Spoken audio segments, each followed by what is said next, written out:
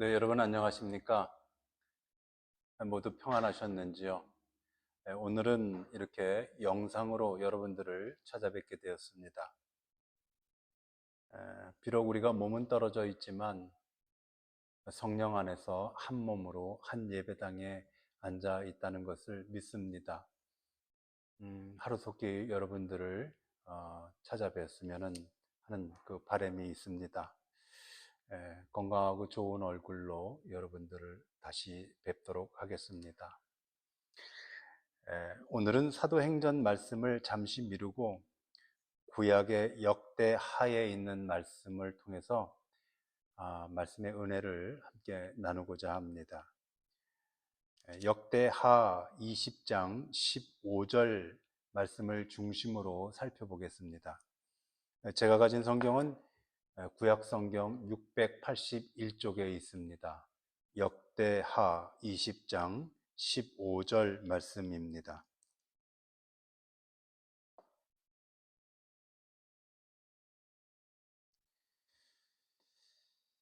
한 목소리로 15절 말씀을 읽겠습니다. 야하시엘이 가로되 온 유다와 예루살렘 거민과 여호사밧 왕이여 들을지어다. 여호와께서 너희에게 말씀하시기를 이 큰 무리로 인하여 두려워하거나 놀라지 말라. 이 전쟁이 너희에게 속한 것이 아니요 하나님께 속한 것이니라. 아멘. 먼저 이 역대하 20장 말씀의 그 배경을 잠시 살펴보겠습니다. 여호사밧 왕에게 어느 날 무서운 소식 하나가 도착합니다. 그것은 아주 큰 나라 모압이 쳐들어온다는 소식이었습니다. 그것도 모압 하나만 쳐들어오는 것이 아니라 모압이 연합군을 만들어서 쳐들어온다는 소식이었습니다. 이 전쟁의 결과는 불보듯이 뻔합니다. 모압의 승리로 끝날 것이고 여호사밧과 백성들은 잔인하게 도륙을 당할 겁니다. 더군다나 이 여호사밧 왕은 이미 과거에 모압으로부터 전쟁에 큰 패배를 당한 적이 있습니다. 당시에는 이 여호사밧이 하나님께 전쟁을 의지하지 않고 자기의 뜻대로 전쟁을 치렀기 때문이었었죠. 그런데 이번 전쟁에서 모압이 하나님께 이렇게 고백을 합니다. 20장 12절입니다. 20장 12절 시작. 우리 하나님이여 저희를 징벌하지 아니하시나이까? 우리를 치러 오는 이 큰 무리를 우리가 대적할 능력도 없고 어떻게 할 줄도 알지 못하옵고 오직 주만 바라보나이다. 아멘. 여호사밧이 이렇게 말합니다. 나는 능력도 없고 해결할 방법도 없습니다. 능력도 없고 해결할 방법도 없습니다. 이건 큰 문제죠.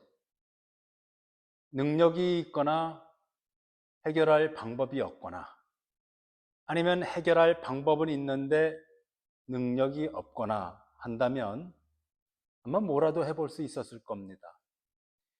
여호사밧에게 능력이든 해결할 방법이든 하나만이라도 남아 있었다면 그 여호사밧은 아마 다른 방법을 택했을 겁니다. 하나님을 의지하지 않았겠죠. 그는 군대를 모으고 칼과 창을 다듬고 전술과 전략을 짰을런지 모르죠. 그런데 오늘 보니 여호사밧이 자기는 아무것도 없다고 말합니다. 사방이 막혀 있는 거지요. 여호사밧은 아마 광야에 홀로 남겨진 자 같았을 것 같습니다. 여호사밧에게 하나님께서 그가 가진 능력과 그가 가진 모든 방법을 다 빼앗아 가셨기 때문에 그렇습니다. 하나님은 여호사밧에게 그 어떤 것도 남겨두지 않으셨습니다. 하나님의 은혜는 여기서부터 시작이 되는 것이죠. 우리의 모든 할 수 있는 것들을 다 차단하시고 그때부터는 하나님께서 하나님의 방식으로 일을 합니다. 오늘 본문에서는 여호사밧이 오직 주만 바라본다고 말합니다. 정말로 중요한 고백이죠. 이 본문은 어쩌면 이런 말일 수 있습니다. 나는 이제 오직 주만 바라볼 수밖에 없습니다. 차라리 이 본문이 이런 본문으로 번역됐다면 그 여호사밧의 현재의 심령과 상태를 우리가 금방 짐작할 수 있을 것 같습니다. 우리가 잘 아는 노아의 방주 말입니다. 홍수가 나고 방주가 망망대해를 떠다닐 때에 그 방주에는 그 어떤 곳에도 창문이 나 있지 않았습니다. 오직 한 군데 저 높은 천장 위에 한 큐빗, 가로 세로 약 45cm 정도의 구멍만 뚫려 있었죠. 창문이라고 하기에는 그 창문의 역할을 다하지 않는 그런 구조였습니다. 환기라고 하기에도 너무 작았습니다. 밖을 내다볼 수도 없었습니다. 오직 하늘만 보였죠. 방주가 망망대해를 떠다닐 때에 노아가 할 수 있는 일이라고는 아무것도 없었습니다. 능력도 없었고 방법도 없었습니다.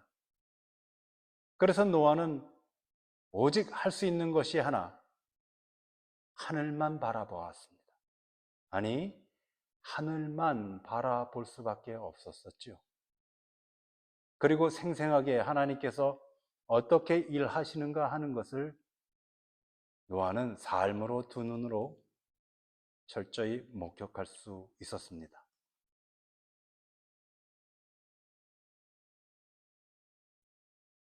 하나님이 여호사밧의 이 절망스러운 절규를 들으시고는 그때부터 일하시기 시작하셔요.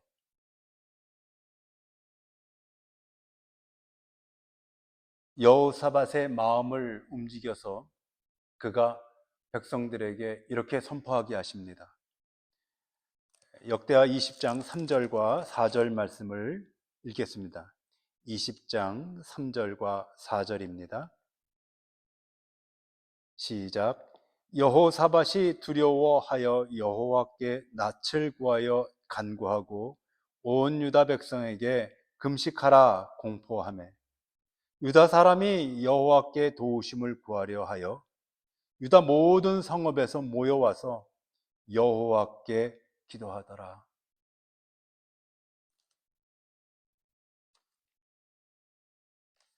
하나님이 여호와께 가르쳐 주신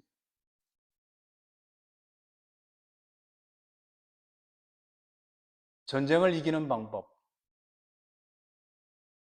그것은 조금 심하게 말하면 어처구니 없게도 금식하고 기도하라는 것이었습니다. 전쟁을 치러야 하는데 뭐라도 먹고 기운을 차려야 할 것 아니겠습니까? 그런데 굶으랍니다. 기도하랍니다. 여러분, 기도는 모든 행동을 멈추는 행위이죠. 모든 행위를 정지시키고 무릎 꿇는 것입니다. 전쟁 중에 적의 눈으로 보았을 때 백성들이, 군인들이, 여호사밧이 무릎을 꿇고 기도할 때 상대방에서 볼 때는 그것처럼 좋은 절호의 찬스가 없죠. 위험에 노출되는 순간이 아니겠습니까? 금식과 기도는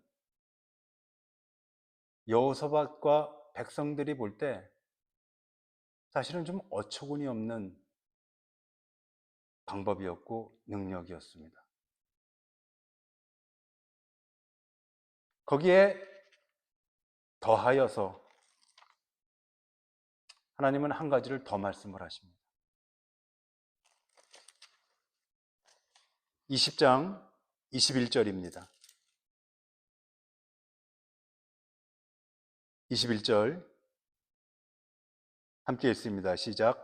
백성으로 더불어 의논하고 노래하는 자를 택하여 거룩한 예복을 입히고 군대 앞에서 행하며 여호와를 찬송하며 이르기를 여호와께 감사하세. 그 자비하심이 영원하도다 하게 하였더니.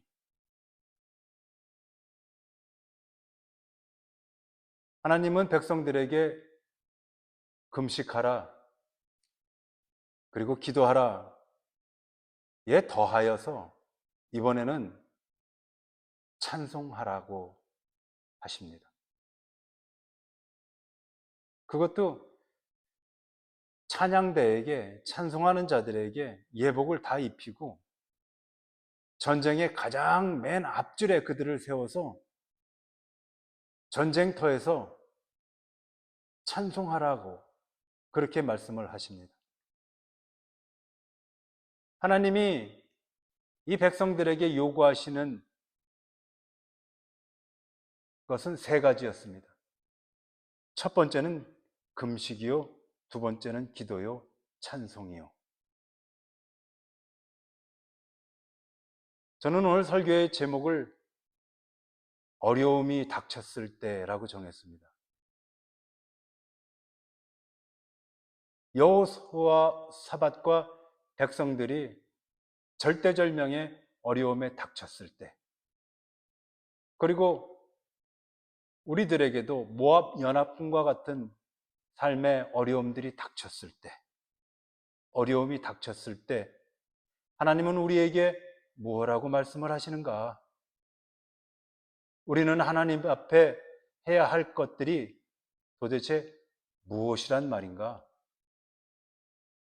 하나님은 오늘 이 역대하 20장을 통해서 그럴 때마다 우리가 해야 할 세 가지를 말씀을 해 주고 계십니다. 첫 번째, 금식하라. 여기에서 금식은 며칠이나 몇 끼니를 굶는 것, 그런 거 아닙니다. 하나님의 금식은 절제였습니다.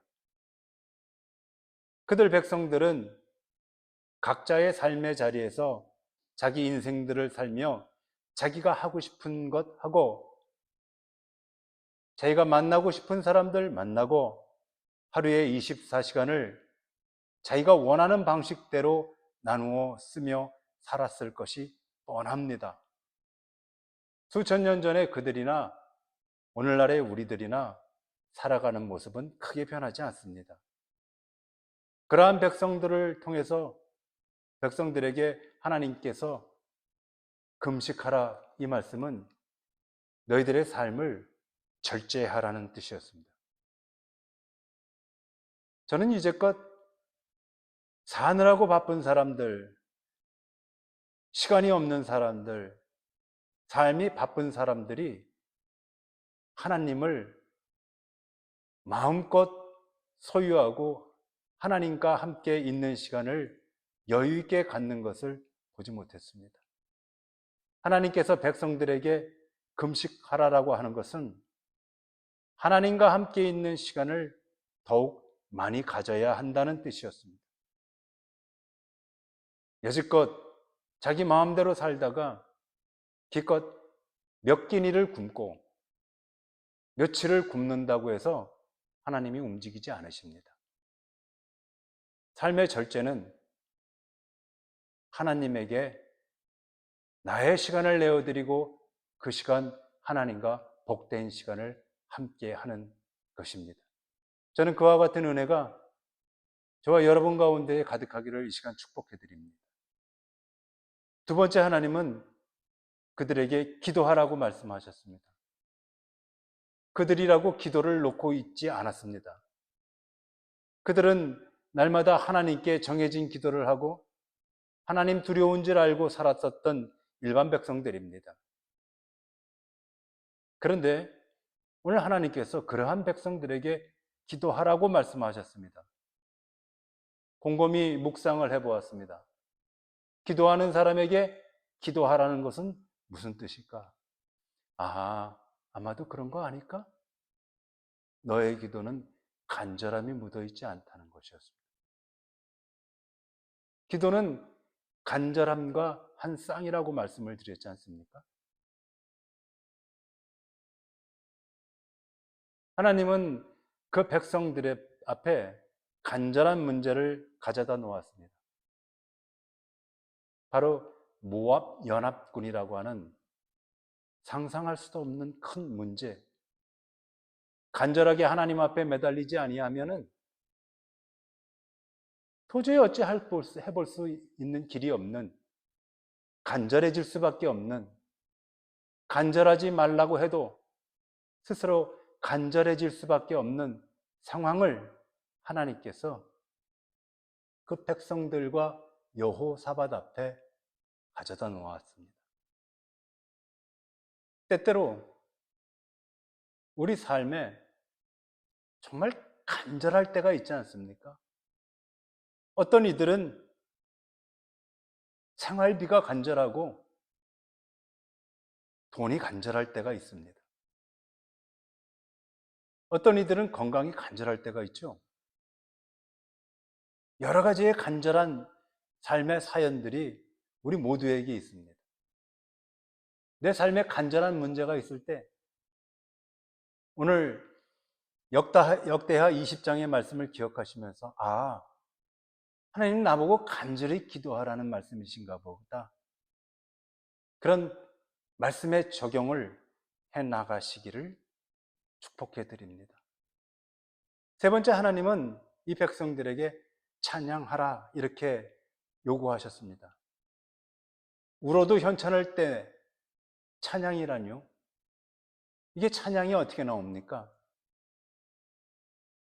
억지로 한다고 해서 그게 찬양이 되겠습니까? 그런데 하나님께서는 앞뒤 다 자르시고 그저 찬양하라 이렇게 말씀을 하셨습니다. 그런데 오늘 본문을 보면 이 찬양의 요청은 특별한 단어가 하나 붙어 있습니다. 감사하세. 하나님께 감사함으로 노래하라는 것이었습니다. 네 감정에 따라서 이런 노래 저런 노래 하지 말아라. 삶의 어려움이 닥쳐왔을 때 해야 할 찬양은 감사함의 찬양이라는 것입니다. 도대체 어떻게 감사하며 찬양할 수 있을까? 오늘 역대하를 읽다 보면 그 감사함의 찬양의 비밀을 알 수 있습니다. 그것은 지난날 나와 함께 하셨던 그 하나님의 은혜를 기억해내는 것입니다. 지금까지 나를 인도하신 하나님, 그 하나님에 대해서 생각을 해보면 저와 여러분에게 떠오르는 단어는 무엇입니까? 감사죠. 하나님 감사합니다. 그때는 죽을 것 같았는데 지금 하나님 앞에 감사합니다. 왜? 나는 몰랐지만 하나님께서 그 문제에 개입하셨기 때문입니다. 지난날 내가 살아왔었던 모든 것들을 생각해 보니 오직 감사 하나밖에 남는 것이 없습니다. 그런 내가 살아왔었던 삶의 그 모든 과정들을 거슬러 올라가서 만나는 단어, 그것은 감사였었죠. 그러므로 오늘 하나님께서는 지난날 너희와 함께 있었고 너희들의 조상에 함께 있었고 광야에 함께 했었던 너희의 여호와 하나님을 기억하라. 그리고 그 하나님에 대해서 그 감사한 마음을 가지고 오늘의 현실을 바라보니 모압의 연합군이 쫓아오는 이 상황 속에서도 백성들과 여호사밧은 아, 그렇지. 감사지. 감사한 것을 잊고 있었지. 하나님 감사합니다. 찬양 올려드립니다. 그래서 감사의 찬양을 하라는 것이었습니다. 미래도 그렇습니다, 여러분. 우리가 살아갈 미래 말입니다. 앞날. 어떻게 우리가 살아가야 될 것인가? 감사로 살아가야 되죠. 왜 그렇습니까?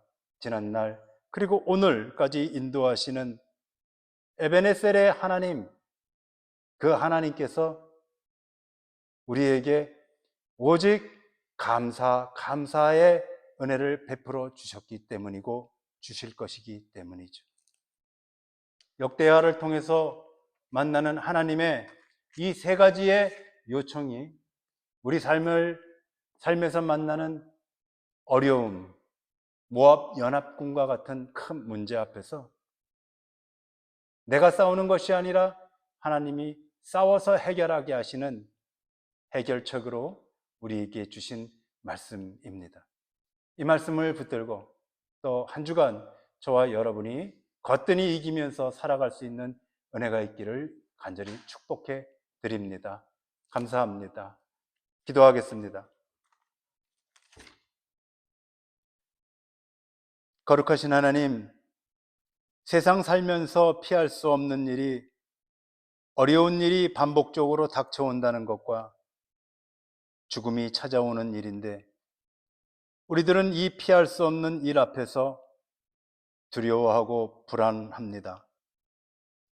두려워하는 여호사밧과 백성들에게 해주신 세 가지의 말씀, 절제와 간절한 마음과 감사를 내려놓지 말라는 이 말씀을 오늘 이 시간 예수교회는 가슴에 담았습니다. 알고 보면 신앙인으로 살아가는데 가장 기본적인 것인데도 우리가 잊고 있었던 것을 이 시간 뉘우칩니다. 우리 예수교회가 오늘의 말씀을 잊지 않고 각 가정마다의 어려움 앞에서 의연하게 헤쳐나가게 해 주십시오. 감사드리며 예수님의 이름으로 기도드렸나이다. 아멘.